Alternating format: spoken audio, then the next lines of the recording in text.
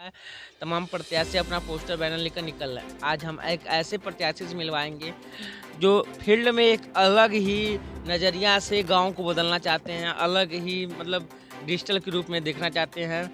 आज हाँ जी हाँ, हम बात कर रहे हैं शहरों की। खजनी विकास खंड का ग्राम सभा सैरो है, 2300 आबादी वाला क्षेत्र है, यानी कि वोटर हैं 2300 और आबादी है 2600 लगभग।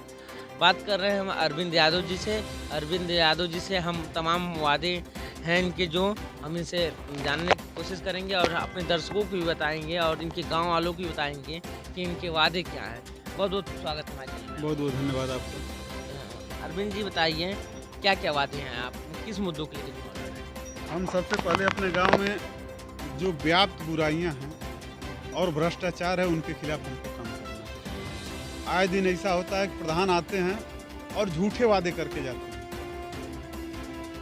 जनता भूली है। जनता भोली वाली जनता है, झूठे वादे करने के बाद वोट लेकर चले जाते हैं और वादा पूरा नहीं होता। और हमारी जानकारी में जहाँ तक है, किसी महापुरुष ने लिखा है कि वादा करके वादा खिलाफी करना भी भ्रष्टाचार की श्रेणी में आता है। और सरकार को चाहिए कि हर प्रत्याशी से घोषणा पत्र भरवाए, जिसमें वो जो जनता के बीच वादा कर रहे हैं उसका भी वादा होना चाहिए। और जब वो प्रधान चुन करके आते हैं, क्षेत्र पंचायत या जिला पंचायत या किसी पद पे चुन के जाते हैं और उन वादों के खिलाफ वादा खिलाफी करते हैं, तो उनके खिलाफ सरकार को एक्शन लेना चाहिए। और वादा करके वादा खिलाफी करना एक धोखा होता है और धोखाधड़ी का मुकदमा होना चाहिए। ऐसे व्यक्तियों को जेल में डालना चाहिए ताकि वो फिर दूसरे लोग जो है वादा खिलाफी करने का काम ना करें, डरें इन चीज़ों से। अरविंद जी किस मुद्दों को लेकर चुनाव लड़ रहे हैं? आप ग्राम सभा शहरों में ग्राम प्रधानी का जी, चुनाव जी, लड़ रहे हैं, जी, किस जी। मुद्दों को लेकर चुनाव? हमारे यहाँ सबसे पहला मुद्दा हमारा है शिक्षा का। शिक्षा के मामले में हमारा गांव बहुत पीछे चल रहा है। एक दिन हमने उठाकर देखा, हमारे गांव पे एक टोला है चौबेपुरा, उस टोले पे मात्र एक सरकारी नौकरी। 1998 में एक हमारे गांव में भर्ती आई थी, मतलब पूरे प्रदेश में भर्ती आई थी, पुलिस और पीएससी की। उस दौरान हमारे गांव में 2 से 3 लोग भर्ती हुए थे।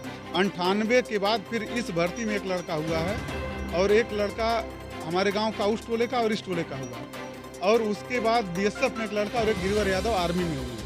इसके अलावा बीच में बहुत सी भर्तियां आई और शिक्षा का अभाव है। 10 लोग लगभग बात करें, 10 लोग। जितनी बड़ी आबादी उस हिसाब से नौकरी की संख्या भी कम है। इसलिए है कि शिक्षा की कमी है और शिक्षा संभव इसलिए नहीं हो पा रही कि अच्छे प्रधान जागरूक जो होने चाहिए वो हो नहीं रहे हैं। प्रधान से शिक्षा से कैसे लगाओ? प्रधान से शिक्षा से लगाओ ऐसा, जो प्राथमिक विद्यालय यहाँ उदासीनता का शिकार बना हुआ है, उसमें अच्छे शिक्षक अगर नहीं है तो प्रधान जाए और वहाँ पे बताए, बीएसए साहब को बताए, एबीएसए को बताए कि सर हमारे वहाँ जो शिक्षक हैं वो अच्छी तरीके से बच्चों को शिक्षा नहीं दे रहे हैं। प्रधान जी से तो यही मतलब होता है कि मिट्टी में क्या बन रहा है, खाना क्या ठीक बन है, रहा है, उसमें लेकिन- कितना परसेंटेज लेकिन- चाहिए। हाँ। तो प्रधान जी से तो यही मतलब है, क्या बच्चे क्यों पढ़े? नहीं, क्या मतलब? सामाजिक जिम्मेदारी भी एक बनती है। हम प्रधान हैं, विकास का काम खड़ंजा, नाली, सड़क, पानी की बात करेंगे, लेकिन व्यवहारिक तौर पे सर, आप- हम लोगों को प्रेरित भी तो करेंगे। आपकी ये सोच है, लेकिन जी। और प्रधानों की तो ये सोच होती है कि यार भाई साहब क्या बन रहा है, कितना परसेंटेज आ रहा है।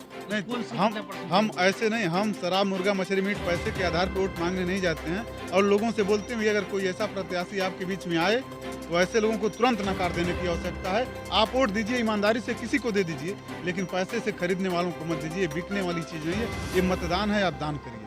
शहरों में अरविंद जी क्या वादे करेंगे? हम वादे किए हैं लोगों से 5 काम का।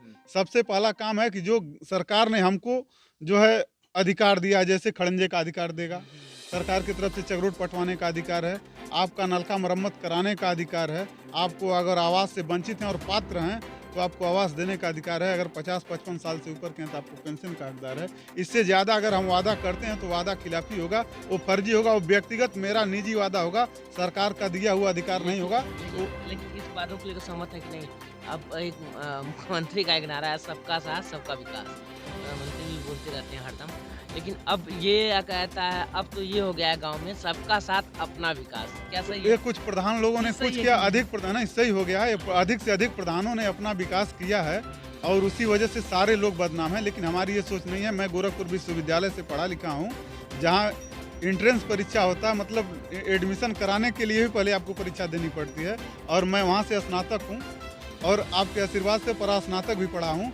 और इसलिए शिक्षा के महत्व को हम समझते हैं और शिक्षा के लिए भी काम करेंगे, गांव के विकास के लिए ही काम करेंगे। और जो गांव में प्रधानी ही समाज सेवा ही करना था, तो ग्राम प्रधानी ही उसके अलावा और कोई ऑप्शन नहीं था मेरे पास।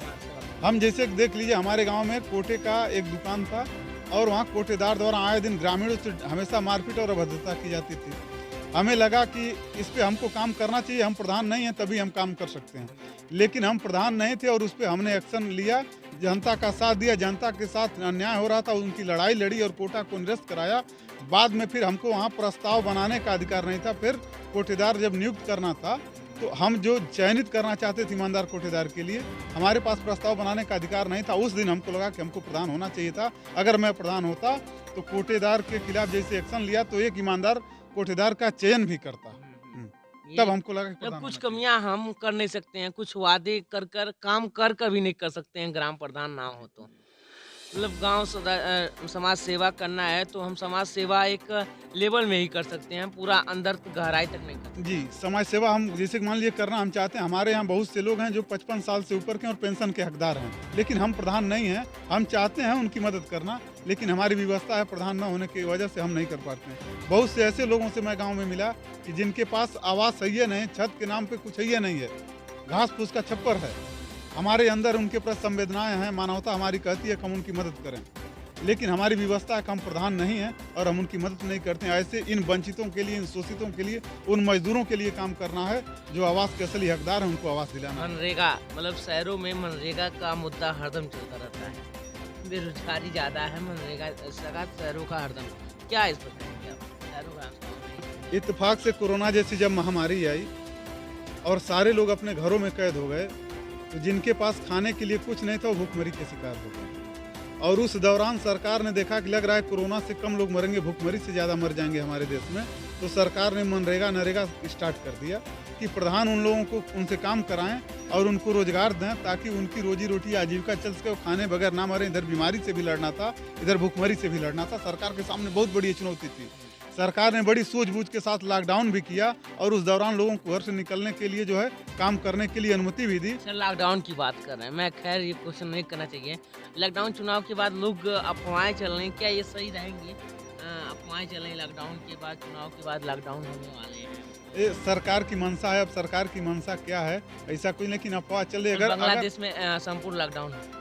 अगर कोरोना बढ़ेगा तो मानवता और मानव को बचाने के लिए सरकार की संपूर्ण जिम्मेदारी है। जो भी कदम उठानी चाहिए सरकार को सख्ती से उठा करके इस बीमारी को रोकने का प्रयास करना चाहिए और इसमें देश का एक एक नागरिक सरकार का सहयोग करे, मेरी भी अपील है। जनता से क्या अपील करनी है? गांव के चुनाव आने पर जनता से हमें कहते हैं कि आप जो सबसे ईमानदार हो, जो आपके हित में काम करे, जो आपके साथ ईमानदारी से काम करे, गांव का विकास करे, गांव के लोगों के लिए जो है न्याय करे, मजदूरों के साथ जो है न्याय करे, घर से वंचित लोगों के लिए आवास की बात करें, पेंशन की बात करें, ऐसे लोगों के लिए वोट करें। बहुत देखिए, आज गांव के कुछ लोग हैं, मैं उनसे जानने के लिए चाहूँगा। सर, क्या नाम है? आलोक यादव। कहाँ के रहने वाले हैं? शहरों। शहरों। कैसा वोट करेंगे? कुछ बदलाव करेंगे कि मतलब ऐसा कि वैसे ही? जी बिल्कुल बदलाव करेंगे और भैया हैं अरविंद यादव, हर तरह से शिक्षा के मामले में भी आगे चल रहे हैं और आप नवयुवक बेरोजगार भी है। शिक्षा का स्तर बिल्कुल डाउन है शहरों में। और क्या लगता है? थोड़ा आगे आ जाइए, क्या होता है? भैया जैसे शिक्षा के मामले में बहुत अच्छे मतलब पढ़े लिखे भी लोग हैं और कुछ लग रहा है आंकड़ों में इनका, कुछ लग रहा है कि आंकड़ों से इनका अरविंद भैया का सभी तरफ मतलब पूरे ग्राम सभा में सबसे अच्छा वोट है। चुनाव है, कौन सा पोजीशन पर आप अपने आप को? अब सर हम तो जाते हैं तो हमको सभी लोग कहते हैं हम वोट देंगे, पोजीशन तो अब आप लोगों को पता हो पाएगा। देखिए, गांव के लोग हैं, कुछ और अंदर की बातें हैं, तमाम से हम कैमरा के अंदर नहीं कर सकते हैं। कुछ लोग हैं, क्या नाम पड़ेगा? जी, मेरा नाम अंकुर कुमार शुक्ला है, कहाँ के रहने वाले?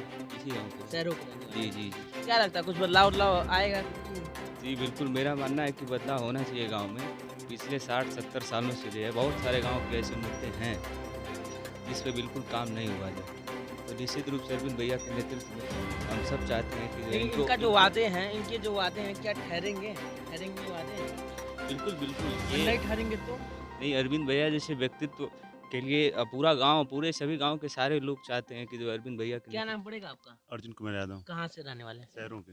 आप अरविंद जी के क्या हैं? उनके छोटे भाई हैं। छोटे भाई हैं। क्या आप कहाँ के रहने वाले? लक्ष्मण। देखिए तमाम लोग अलग अलग हैं, गांव के लोग हैं और गांव में हम जाते भी हैं। यहाँ तो प्रत्याशियों का ले लिया राय, लेकिन गांव की बात हम गांव के प्रत्याशियों से, और चाय की दुकान हो या नुक्कड़ों की दुकान, नुक्कड़ पर हो या कहीं अन्य जगह हो, तो समाज सेवा जैसे लगता है कि यहाँ लोग बैठते हैं, वहाँ जाते हैं और गाँव की चर्चा करते हैं। आप देख रहे हैं अथक इंडिया, मैं हूँ शक्ति सिंह, कैमरामैन के साथ। धन्यवाद।